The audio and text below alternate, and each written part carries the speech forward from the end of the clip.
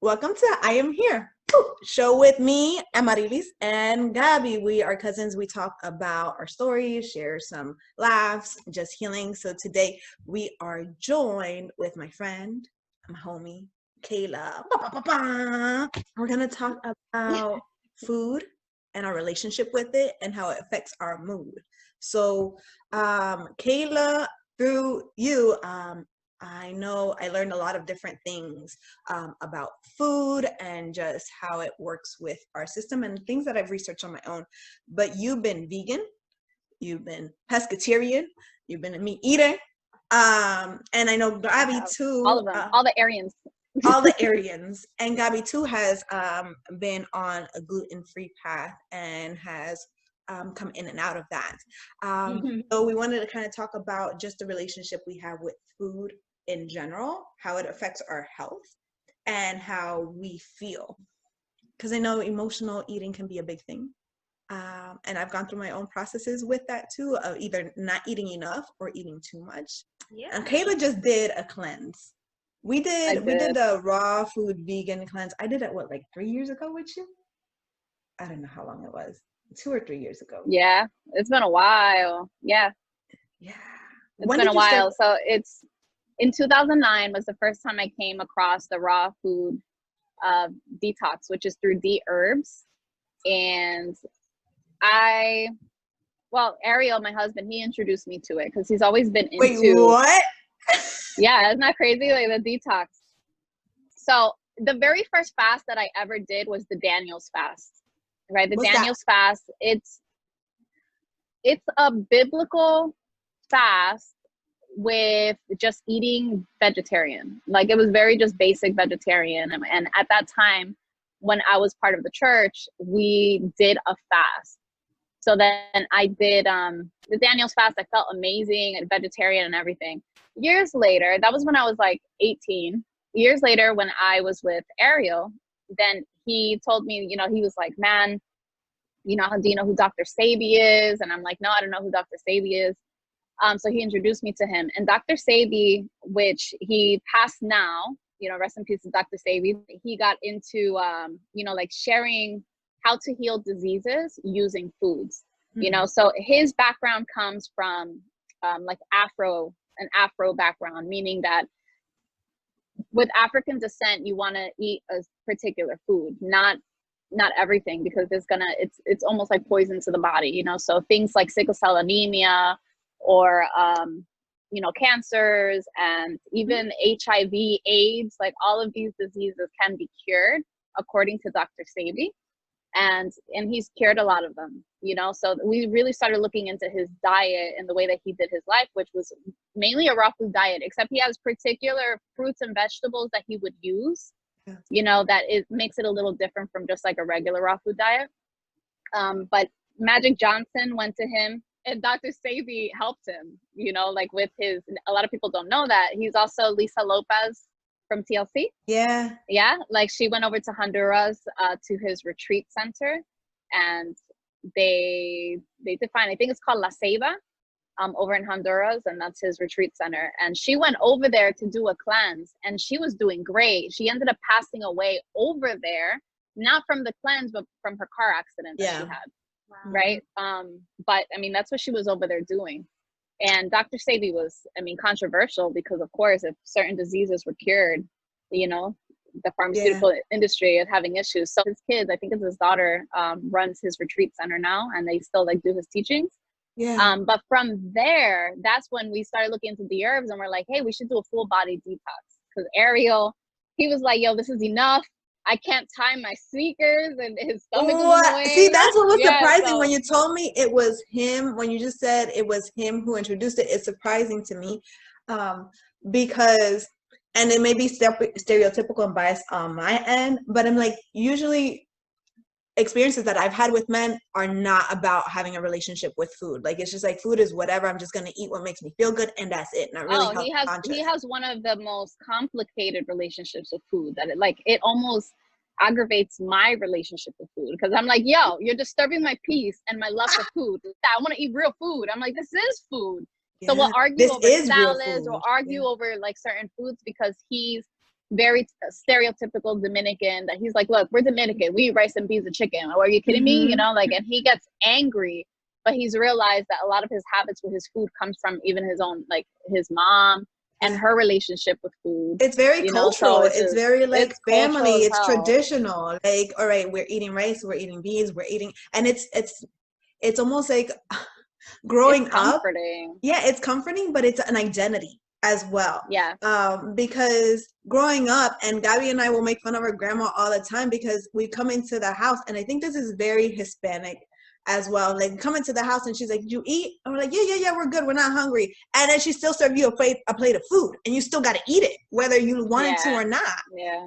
So it becomes like offensive if you don't eat the food. It is, yeah. And I think that's where the balance comes in, because I am a believer of, you know, like, I used to all the way, like, you're harming the animals, harming the earth. Like, what are you doing? You know, you're eating animal carcass. And okay, tell me. So like, how did you get into that vegan lifestyle? Because you said, because it was from that detox of him being overweight, and I said, okay, let's go ahead and do a detox. And we lost so much weight, and we felt great.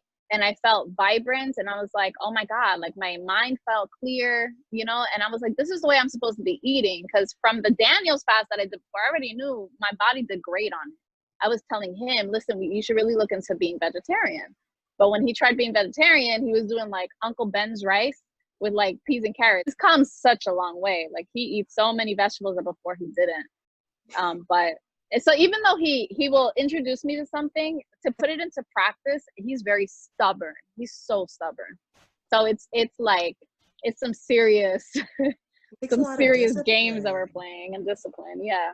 But once we were into it, and once we got, you know, we were in. And then he's, like I said, we were very gung-ho vegan for a while. That I was like, no, I'm not gonna eat that. No, I'm not gonna eat that, you know. And then I started, and then that created a different type of like relationship with food that I didn't want either. You know what I mean? Because it was too much. It was way too strict. Like, I wanted to enjoy my food a little bit, you know? So everything. I mean, that's the point. It's not the point of food, because you mentioned it before of just like food being, well, like there's like the functional medicine, you know, now that I've been looking into, and I know it's probably a similar thing. It's just the functional medicine of like, food is medicine, or food can be poison. You know, it's information that you're giving to your body to generate. So there is that thought, but for like the like majority of my life, it's just like, well, food is supposed to be pleasurable. So if I'm not enjoying what I'm eating, even if it's healthy, if I'm not enjoying it, my thought is like, oh man, well, how healthy am I? You know, if I'm miserable eating the salad, what the heck am I doing eating the salad for? I don't care. I want potatoes. But then you gotta ask yourself, like, why are you miserable eating the salad? You know what I mean? Because a lot of our taste buds, you know, and that's the purpose of the detox, is to like cleanse your palate. Because when we're eating foods with like sazon and like, what that does, like especially monosodium glutamate, MSG, like what it does is it changes your taste buds, so where you do not, one, feel full, and then two, it just kind of like what is that called, overstimulates it. Yeah. You know, so that when you finally do eat a piece of lettuce, it's nasty, or even a piece of celery, it's because your taste buds have already been like overstimulated. You know, so you're not going to pick up those subtle flavors. It is a drug. Food is a drug. So there's certain foods that are processed that have those addictive qualities in them on purpose by the food industry, so that you can get addicted, and then you can continue buying it, and then where you also don't feel full, so then you keep on eating it, and then it also dehydrates you, so that way it's just like this crazy vicious cycle. You know, so oh my gosh. Okay, so I had to watch this thing in biology class, and it was talking about all of the issues with addictive foods in just in general, like McDonald's and everything. But like you said, it's addictive. It's sugar is in Campbell tomato soup, and sugar is in ketchup. Like, why the hell is sugar in that? Yeah, it's so unnecessary. And then we're so used to it. So then when we have like tomato paste or something that's natural, it tastes weird. It's different. It also you don't pick it up. yeah, like the idea of like overstimulation also makes me think of like sound. Like if we're listening to really loud music and then we hear something a lot softer, we're not going to be able to hear it. No, We're just going to that's be perfect analogy. That's Yeah. a perfect analogy. Yeah, and I like that. I started doing a few detoxes and like really looking into plant medicine and like what are plants and what they have for us, and we have this symbiotic relationship with them, that they give us something, we give them something, we care for them, we, you know, give them the water and we talk to them and all of that stuff. They give us oxygen, they give us nutrition. But there is like, if you start going into the Amazon and plant medicine, and every single plant has a different spirit, you know, and a different entity, a different thing that they have, a That different reminds me of teaching Pandora. plant. Like you say that, and I'm like in Yeah. Pandora with Avatar. I'm like, oh, the spirits are Pocahontas. I'm like, And- oh, yes, the spirits of my plant friends. Yeah. So the moment you start cleaning out your diet, you know, you have the pineal gland, you have your third eye, right? Mhm. These are the things that give you intuition, you know, the all-seeing eye, like you're just very in tune spiritually, like with yourself, like all of those things. So then certain plants have an effect on you and on your body. Girl, You know, this is crazy. Now I'm like, oh, because like yeah, this is a different thing. So now but if I you're love it eating, because we talk about like, okay, like Gabi and I, and in these conversations and in the show, we talked about just spiritual connection, yeah. to like the earth and to ancestors and to each other, and just there is like this just a spiritual connection. But now you're taking it to a whole different level that I hadn't thought about, of like my plant friends got spiritual. your plant friends and your food. Yeah. So then if you have a tomato is a plant just like another medicine, you know, like I'm going to go very extreme. I'm going to go with ayahuasca. So if you do ayahuasca, which is a plant medicine, that plant medicine is a teacher plant, and it has certain like cleansing things. It also talks to you, also helps you, all of that. It helps your whole psyche. Like it's just in a lot of different levels. Like I'm being very brief on like what this plant medicine does. But this is a psychedelic plant medicine. Not to say that other plants don't have this type of relationship with you. It's just not psychedelic.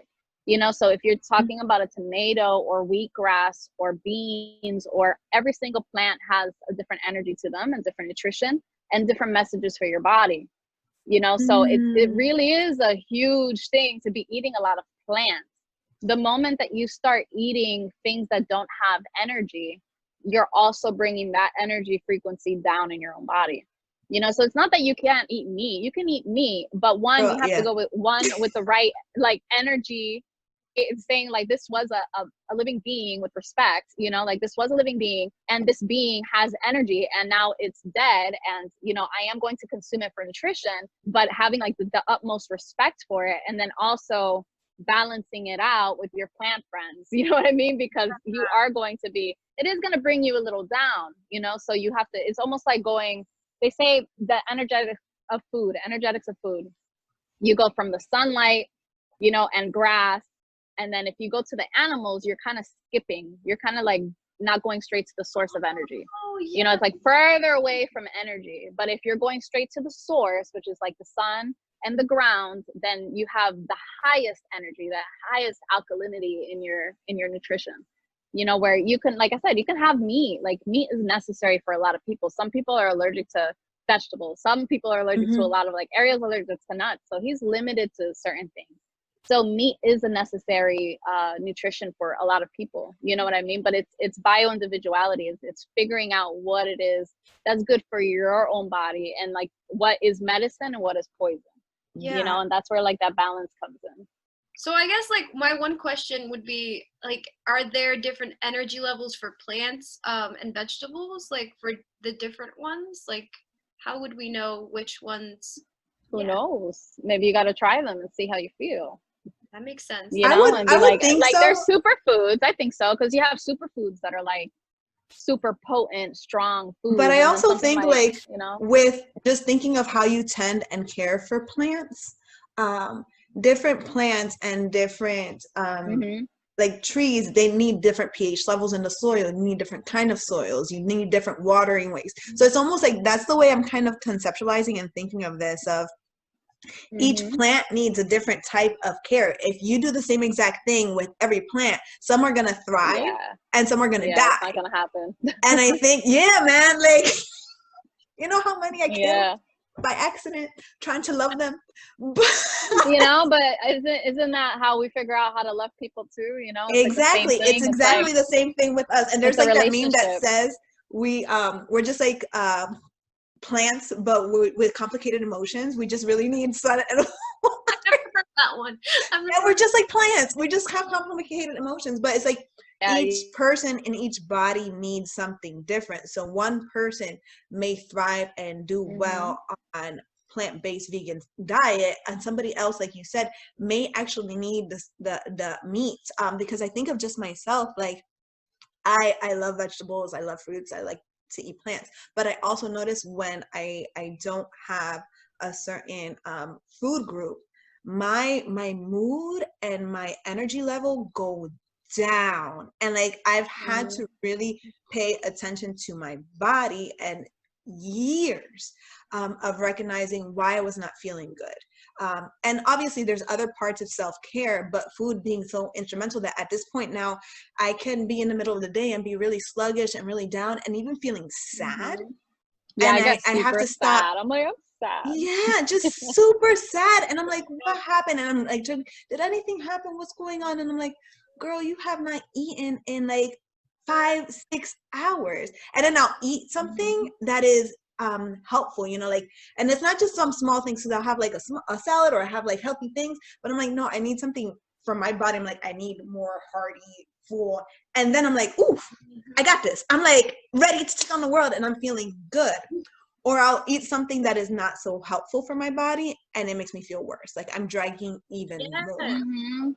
Oh, Mhm. that makes me think. I was talking to also the other day, your brother, and he was telling me that I need to put an alarm for eating food because every time I'm talking to him, I'm like, I feel awful.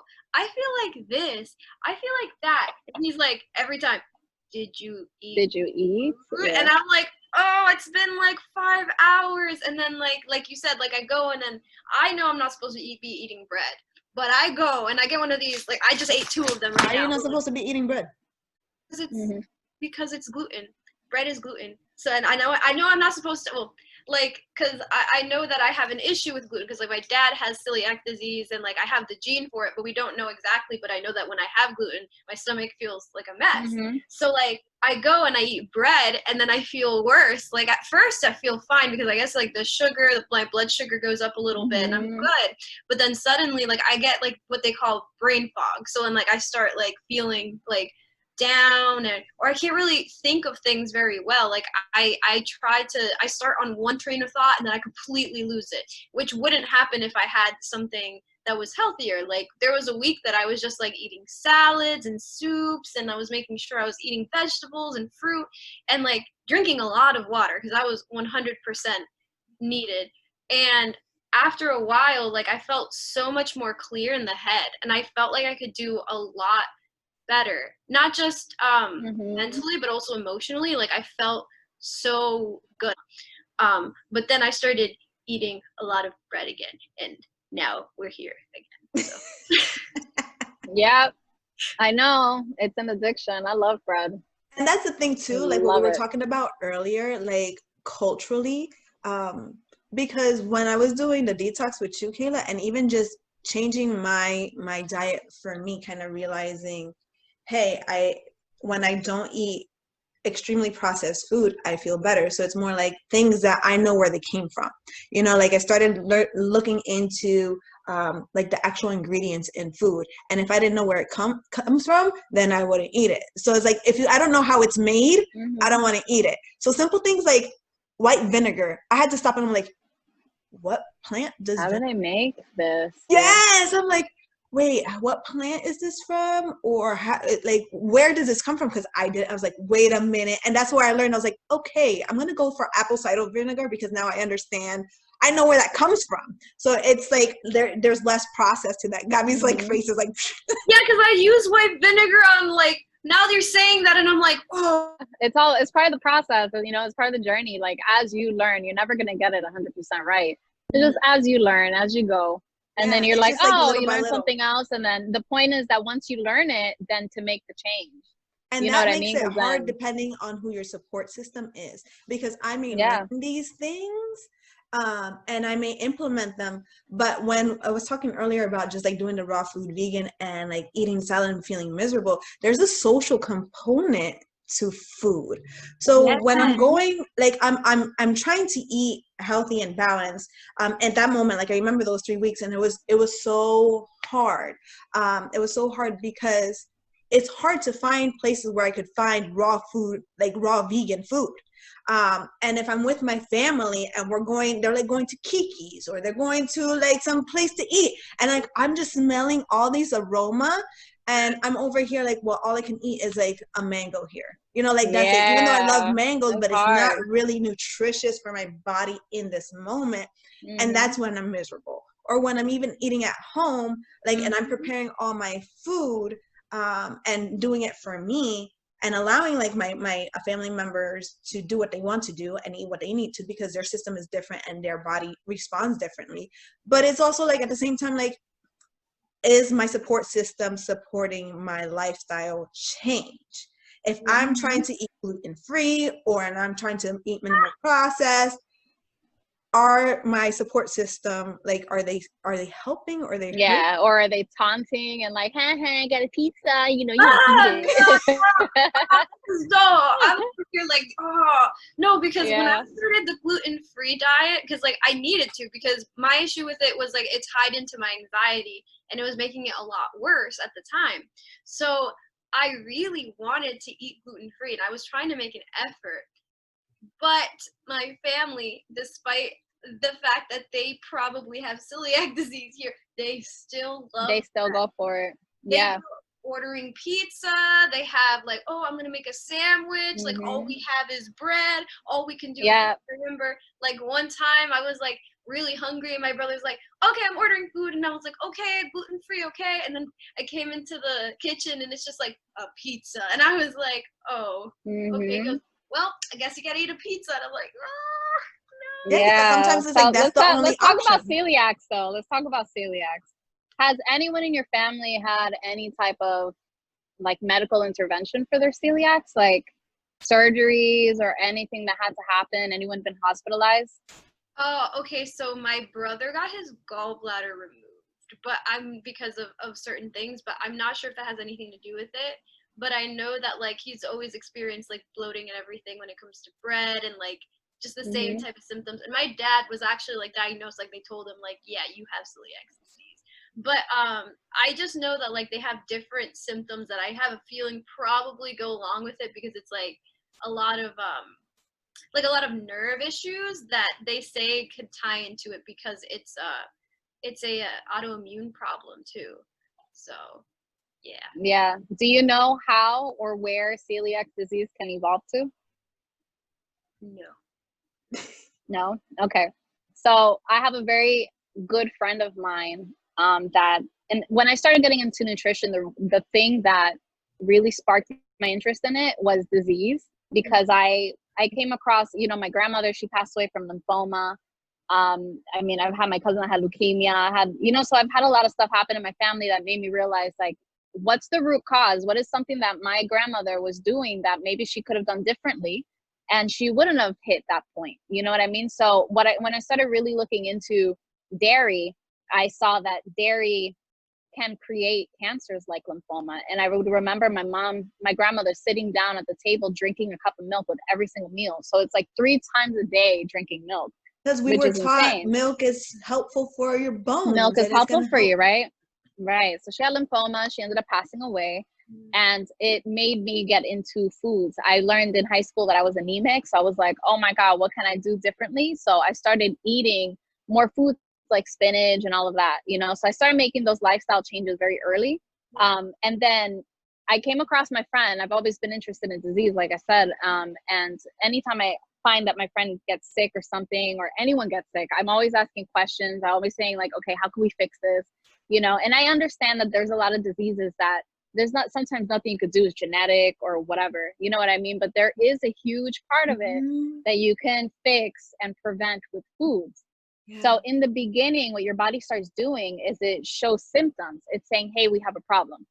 You know what I mean? Like, this Which is is what's why you going get the on. This doesn't feel bloating, you right. get the Yeah, you get the inflammation, you bloating, you get get the whatever. So you're like, allergies. okay, what's going on? What can I change? You know? And right now you're like, oh, let me eat the bread. You know, it's not gonna do anything right now. But cumulative over time, over and over and over again, that's when you start creating disease that once you pass a certain point, there's no food in the world that's going to take that disease away. You know what I mean? I mean, it might, but that's when you really have to start looking into conventional medicine, because you need maybe an antibiotic. You need maybe, you know, some type of like surgery or whatever, because your organ is just too far gone. You know what I mean? So then you really can't eat certain foods because you have a gallbladder missing. You know what I mean? And then your liver has more strain on it. Your kidneys have more strain on it. And my friend who had celiac disease, she also developed, she was 34 years old. This was last year. And I was there with her taking care of her kid while she was getting chemo, because she couldn't even like pick up her kid or anything. But she ended up getting diagnosed with stage 4 colon cancer. Wow. And they had to do a colostomy, right? Where they put the bag in your stomach, and then that's where you go to the bathroom there, you know, because they had to cut. And what's crazy is this was during Christmas. So she had to go into the hospital out of nowhere. And she did a colonoscopy probably like a year, 2 years back. And they said it was normal, you know? So it was just all of nowhere. She's like, why is my stomach hurting? She didn't understand why. So then she got admitted to the hospital, and emergency surgery, they put her in. When she woke up, they said, okay, so we have some good news and bad news. Good news is, you know, obviously you're alive. And then the bad news is that you're diagnosed with stage 4 colon cancer. You have stage 1 on one of her intestines, and then stage 4 on the other part of her intestines. So they had to cut out. The only thing that she has is her, I want to say the large intestine was taken out. I don't know. She has we have the long intestine and then the short one. Yeah. She only has the short one. Yeah, that's a large one. That's a large one. So, which means, and then they also put a colostomy bag, and then they put her on chemo and radiation. It was horrible. It was horrible. She has a 1.5-year-old son at the time. And then like she went through it, and then she had that bag on her, you know, and she just recently, she survived it. Luckily, it's all gone. They removed her bag. They put her intestines back together. Just her short one, which means that when she eats something, she's going to have to use the bathroom within maybe like 20 minutes, because that food is going to go right through her, you know? And then because of her disease, it's not like she can be vegan or eat certain vegetables or anything, because her digestive system is already compromised, you know? So there's a lot of foods that she's not able to eat. And during her chemo, I was kind of like, hey, I don't think you're really supposed to be eating all of that. She's like, yeah, but at this point, she just needs to try to keep weight on, you know? So she was trying to eat very high fatty foods, although it was not the best food for her to eat, you know? So it was a mess. It was a mess. But luckily she survived it. She's doing well now. Thank goodness. But she still has celiac disease, which means that she has a very high risk of getting cancer again, of it coming back, you know? But she's okay. She's still in her 30s, you know, like she has a very long life still ahead of her. But that's where disease and celiac can evolve to, where the family's health can evolve to if they're not careful. If they really truly understand where the disease can evolve, then that's where maybe those lifestyle changes won't be so hard. And as you're talking about it, you're like, okay, when I could think about what it may lead to, what it just brings to mind of like, what I eat is an act of self-love.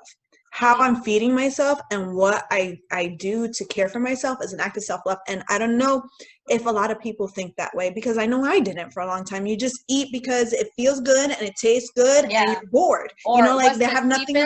What's the cheapest food I can eat that's going to keep me fuller the longest?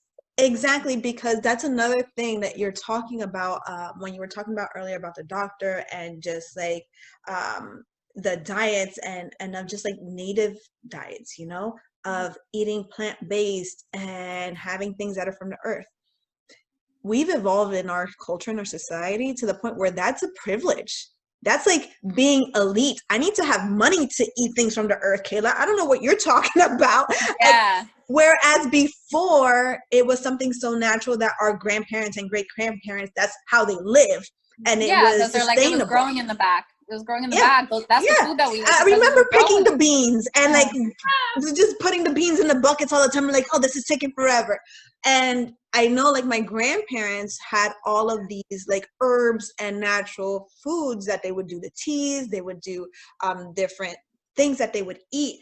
And I like after I grew and realized what was going on, realized, man, like they were doing things for their health, and that's why they lived so long that they didn't even realize was happening. But it was also reminding me of Gabi's mom. Like Titi, when she went through cancer, she did a lot of cleansing with her diet as well. Yeah. Because I remember her coming down here to Florida and doing a lot of the detoxes to help clean her system, which I think actually helped her survive it Yeah, for so her long. cancer actually went away after that, and then it came back, but for other reasons. And that's why I love plants so much, and that's why I try to learn as much as I can and garden and trying to get back to basics so that I have more control over my nutrition and over my food. And I've put all this love and time into making it grow and then eating it, and it's this whole process, you know, that it makes it feel different, that when I finally do eat it, it's just like, oh my God, I'm so grateful. Like, I can't believe I helped this grow. You know what I mean? And it's a much healthier relationship. Yeah.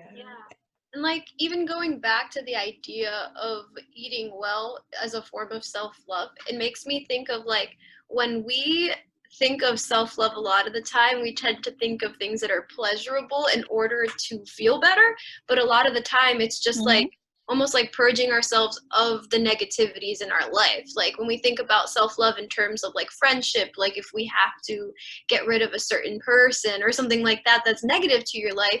Same thing when it comes to food. Like if something's negative in your life, you have to get rid of it. Yeah, to get it out. Yeah. It's So just not, it's not easy. You know what I mean? Like, and that's the human condition, is like, it's not easy for us to make those choices and for us to make that happen, you know, especially when we have attachment to it, a person, you know, food, like all of it. Like it's hard to just say, I'm not going to do that anymore. Yeah. Absolutely. And it's because we have somewhat of a self-identity in it, and we kind of feel like a part of us is leaving too, you know, although it's like, who am I without any need? Not serving us anymore. Yeah. What am I gonna do in Christmas? I can't have a pastel. What? And like the thing is that is one thing I did appreciate and learn in changing my diet, and especially just even those couple of weeks of doing the raw food vegan. Not that I stuck with it, but it helped me appreciate the fact that, wait a minute, you can have a similar taste and you can still have the same things, but without compromising your health for it. Like you can, I could remix it. I could just change. It would take some effort to really just play with food and have fun in the kitchen and try to find a different way of making something similar where I can still have that connection and that tie to my culture, to my family, but also my health. And the thing is, like Gabi was talking about self-love, and we think about it just pleasurable things, but I think also a big part, and I think Will Smith said this, where self-love equals self-discipline. So if I really truly care for something or care for myself, I'm going to make sure I have a routine and discipline myself in order to get the benefits long-term, not just the immediate gratification. And I think that's the hardest part, at least for me. I think with coronavirus and this pandemic, I'm going to be honest, it has helped me really slow down to have the time to prepare meals and really cook for myself. Because the lifestyle I live usually is very go, very like a workaholic, hustle. And I don't have time to sit down and cook all these things. And even with meal prep, it's not the same. Like I could take the food with me, but I don't have a refrigerator in my office where I can just have like really healthy, full meals and warm them up. I don't have that. So it was a lot of rush, go, grab what I can and just snack in between in between sessions, in between appointments, because I wasn't giving myself the priority. Everybody else had my time before me. So it's almost a reflection of my lifestyle. Am I going to, like, what's my priority? Am I going to prioritize me and my health, or the hustle and the productivity that society's telling me is what I need? Yeah. Yeah. And it's all balanced. At the same time, I also have, when I started eating meat again, Why did you start eating meat it was again? crazy. Well, my grandfather was sitting down at the table one of the very few last times that I had with him, and he was always trying to get me to eat, and he's like, "Oh, do they want alcapurria here?" And I'm like, "Papi, I don't need alcapurria. That has meat in it." And I was like, "Is it vegan?" He goes, "There's nothing in it. It's just verdura. That's it." And I'm like, "Really?" I said, "Oh shit, all right." So I was sitting there It's like, eating there's it, no happy ground as meat in it. You hell, got this. happy as hell, eating it, and then I'm here eating, and I'm like, "Papi, what is this?" "Oh, I don't know, boy, or I don't know." What the hell? I don't eat it, And I remember just it's like, it's almost like getting mad and not mad, because I'm like, well, did it really freaking matter? No, Yeah. it didn't really matter. Like, it didn't kill me, and that was the whole point. Like, he felt so much joy to be able to feed me, like, he felt so much joy to just me being in his kitchen, sitting down, like, you know what I mean? Like, that's probably one of the very few visits that he's like, "Oh my God, I'm so excited. My granddaughter's coming. I get to meet her, and I get to, like, feed her." And, like, those are very precious moments that when all is said and done, we're not going to think about what the hell we ate. You know what I mean? But it's all about balance. It's all about, if I have control over my food, then cool. While I'm at home, I'm pretty much vegan. I really don't buy meat when I'm here. If I go to my mom's house, my mom is making pollo guisado, I might eat it. You know what I mean? And I'm really grateful that my mom is healthy enough to be able to prepare this food, and give it to me. And I eat it. And I'm like, cool, thank you. I'm very grateful for it. And then I just kind of go on my little vegan ways again, like whatever. And I find that balance, and maybe it's not vegan enough for other people, but I don't care. Yeah, it's important, because I think with that is the fact that you were talking about earlier about just sometimes being very rigid in what I eat, what I don't eat when you first started on your vegan journey. And we can get like that with any food that we eat, like any diets or things. Like, we become so restrictive, like, this is bad for you and this is good. And it's like, no, food is not bad or good, it's food. And the thought of the fact that our bodies are made to keep us safe. Like, our bodies have a cleansing system, and they're trying to make sure that we're balanced and protected in the way. So if I go ahead and eat alcapurria with a little bit of chicken, it's not gonna damage my whole system. It's almost having that. Right. For some people, they think they will, and it might for some people. You know what I mean? It might. On your system, yeah. But it's like almost having that 80-20 rule that that's how I worked. Is like 80% of the time I'm going to eat things that are helpful for me and not as minimally processed as I can. But maybe I want to eat that donut, so I'm gonna allow myself to eat that donut, because that's okay. Like, that makes me happy in this moment it's too. It's part of living. Yeah, it's part of living, and it's part of, like, before COVID, where we could travel. Food is such a cultural staple, right? Like, you go to different places, you want to know about their culture, like try their food. You know what I mean? Like, and share that with them. Like, food is like such a blessing and such a great way to be able to connect with people. So to be so rigid and be like, I'm not gonna eat that, I'm vegan. It's just like, if it's possible and if it's there, great. Like, it's not gonna kill me. And if I get sick, I get sick. Then I'm like, shit, I got sick. But. And then there's plant medicine for that. Yes. It is what it is. It's bio individuality. You just got to figure out what works for your body, do it in balance, and do it with awareness and with love, and just hope for the best from there. And what works one day may not work the next day. Of course. Your body's always changing. And that's, I think, where the attunement comes in. Like, do I know myself enough? Can I slow down enough to pay attention to what my body's saying today? Because right now, eating this piece of chicken is really good, and then tomorrow, all of a sudden, the same piece of chicken is hurting me. Or right now, the salad is helping me. And it might be like overload. Yeah, it might be overload. Your body's like, I've had enough of this. I need something else. Please get something else. And then, and then just kind of like balances off from there. It is like that, though. That's true. But there was a book that I wanted to mention earlier before I forget.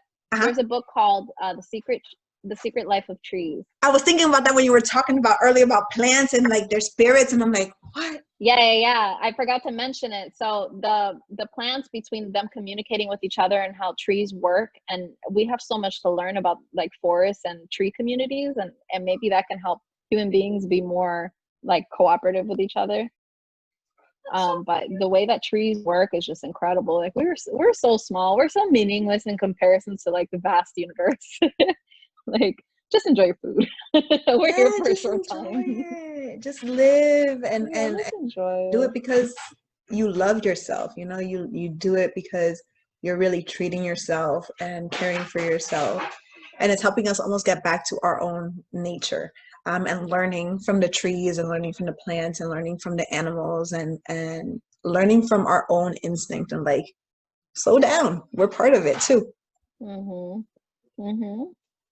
I want Yeah, to go the eat a slow down is so salad important. now. Yeah, right? Yeah, it's so nice to have those like types of food, especially when it's hot like that, because it's just cooling.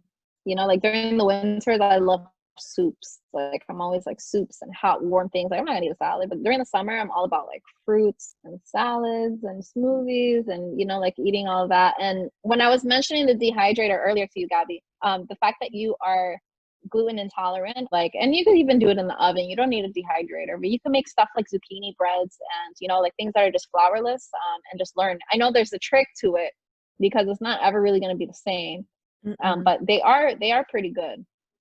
And then there's also, I was watching this documentary on Netflix about bread, and oh my god, it's so beautiful, like the history behind it and why Mm, bread is like such a thing. I love that bread, is and so I have yummy. PCOS, so I'm not supposed to. I know I'm not supposed to have bread either. I try to stay away from it as much as possible to see if I can like try to balance out my hormones as much as possible. During the raw food detox, I felt incredible. I felt Mm. so freaking good. I'm like, this is the way I'm supposed to be feeling. Like, how is it that I just got onto this like coffee diet? Coffee, arroz con habichuela, and like And a pastelillo piece de of bread with guayaba. butter. Yeah, I was just like pastelillo de guayaba, and I'm like, I'm hungry. Let me have some coffee. Crazy. And then I'm like, okay, detox is necessary right now. I need to do this. And once I did, I was like, I forgot why I used to eat like this, because I feel so balanced and I feel so good without bread. The other day I had a veggie burger and I ended up taking the bread off of it because I didn't even like really want it. And I noticed that too with myself of like, as I started to learn more and you start to attune more with your own needs, the things that I used to like and couldn't live without, quote unquote, um, I lost its sense of taste for them. And not that I don't Mm-hmm. appreciate that the fact that when I used to eat it, it served its purpose for me, but my needs and um, my point of view has changed, so I can enjoy something different, and I don't need it anymore. Like I don't need it as much, because it would be a point like ice cream. Mm-hmm. I used to eat ice cream every day I would eat ice cream every day. Yes, it was Yeah. horrible, but it was like at a I point where love I ice was, cream. and I was like, oh no, I don't know how people can just eat a little bit. But now I'm like, all right, I can just have literally a spoon because now I just want the taste of it and I don't need to have like a Yeah, pint. that's how I started changing too, just having a little bit. I just need the taste of it. And I'm like, Yeah. that satisfies me enough. And that took years of changing the way I was thinking and the way I was living and just adapting. But what you mentioned earlier about just each season and how you eat in the summer, maybe something more refreshing and light, and then the winters, like more hearty, warm soups. Um, the thing is, like, our life is cyclical. Like we live in seasons, we live Mm-hmm. in times and cycles, and our body also goes through cycles. So it's like, yes, I need a variety of food at different times. Today I may feel like a lot of veggies, a lot of plants, a lot of this, and then tomorrow, you know what, I may not need all of it. Mm-hmm. Tomorrow, I just may need something a little bit, more hearty and ground, like whatever it may be. But it's allowing ourselves Yeah. to move and to change because we're living Yeah, creatures to be and fluid we with it. evolve. Mm-hmm. We evolve, Yeah. and there's always phases and cycles to it because our body needs different things at different times. Yeah, and I think even genetically we need different things, because if Yep. we were from Puerto Rico, what's in Mhm. Puerto Rico? Island food, like it's a lot of Mhm. fishes and a lot of like, tropical plants and yuca and plantains and So yummy. fruits and right, like all of those foods are from there, and that's what our ancestors were eating, and that's most likely what's going to agree with us, Yeah. you know. And That's versus in our if we DNA. were to It's go not somewhere makes sense. else, like let's say in Sweden, like, you know, they're high dairy, like high dairy I probably wouldn't do very good with, you know what I mean? But they do great, and they have some of the lowest cancer rates, like, you know, because they swear by their milk and they swear by their stuff, you know what I mean? So it just kind of depends where you're at. If you were in Alaska, they're very high meat, because that's what they can find, you know, and go hunt or something. So it just all depends on like where you are geographically. Yeah, because the And then weather what affects food what is you need available in your to you. body too. It's pretty intense, you know, and complicated and simple at the same time, you know. Like I think culturally we just got really complicated, but it's pretty simple. You just go to your backyard, you grow some stuff, you eat it, like, And you just listen to your body. You really have to be mindful yeah. and pay attention. Right. Mm-hmm. Well, I appreciate you coming on, giving us your insights. Oh, thanks for inviting me. Yeah, It's girl, you always so nice schooled to us talk. today. You schooled us big Yeah, time.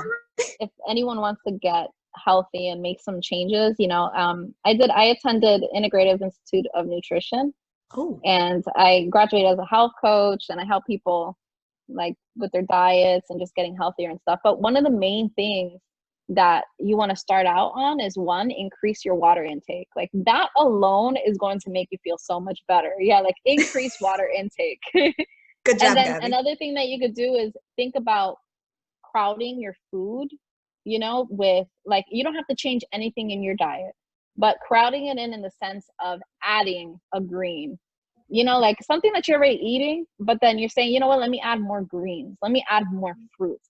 And to the point that you add so much of those things that it starts to naturally crowd out all the other stuff. You know, so you don't really have to think about like, oh, let me go ahead, I need to cut this out of my diet. Like, no, like let me add all of these things to what I'm already eating, and then naturally you're gonna start making those changes.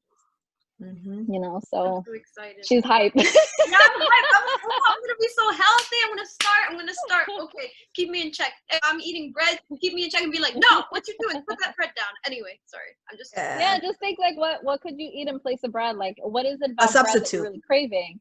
You know, is it the easiness that it's available? So then maybe just don't buy it, you know, because that's what I do. I just don't buy the bread in my house because it's gonna get eaten, Exactly. you know? Exactly. Or you could say, okay, if I'm craving something like that, what is something that I could have? And like I was telling you, with the dehydrator or with your oven, you can make alternative breads, you know, so it can give you like that doughy feeling without it actually being gluten, you know, or make some crackers or something. Yeah, like, or it's true. Yeah, you can, and there's so much zucchini bread. Yeah, there's so many options now, like thankfully that there's more options to substitute things, but like being Yeah, able girl, to when I first use started, you couldn't find any of this stuff. no, like you can get Like tapioca flour first now, you could get like Yeah. coconut flour, almond flour. I'm like, oh man, like I can eat pancakes now without there being gluten. Coconut date balls. Yeah, Yeah. it's so good. Yeah, And like Pinterest, even if you having go on Pinterest substitutes like and go that. through it and look at all the pictures. I spend hours on Pinterest just looking at recipes, you know, and then trying to attempt it. Yeah. So Girl, the cheesecake I made was out of cashews, you know, it was so good. I had like, so cute. during this detox, it was the best. Like I had cheesecake, I had date chocolate balls. I mean, it was good and it was rich. I had avocado chocolate pudding, chia pudding. Like I was obsessed. This is what we're gonna do. We're all gonna go to Kayla's house. She's gonna set up a whole meal. We're just gonna go in and I would love to. Yeah, I got you guys. man. Whenever. If anybody has questions for you, Keyla, or like wants to reach out, how can they contact you? I think Instagram is probably the best place at yoga be girl, and or my email, which is my first and last name @gmail.com. Awesome. Thank you so much. Of course. So You're welcome. much knowledge. Appreciate it. Yay. It's never enough time. Yeah. So for everybody out there, like we invite you to also reach out and contact us. IAmHerePod at gmail.com if you have any thoughts, questions, or just insights. You can also reach out on Instagram and Facebook. IAmHerePod on all social media platforms, and subscribe to our YouTube or just give us a thumbs up. We are always so glad that you are here.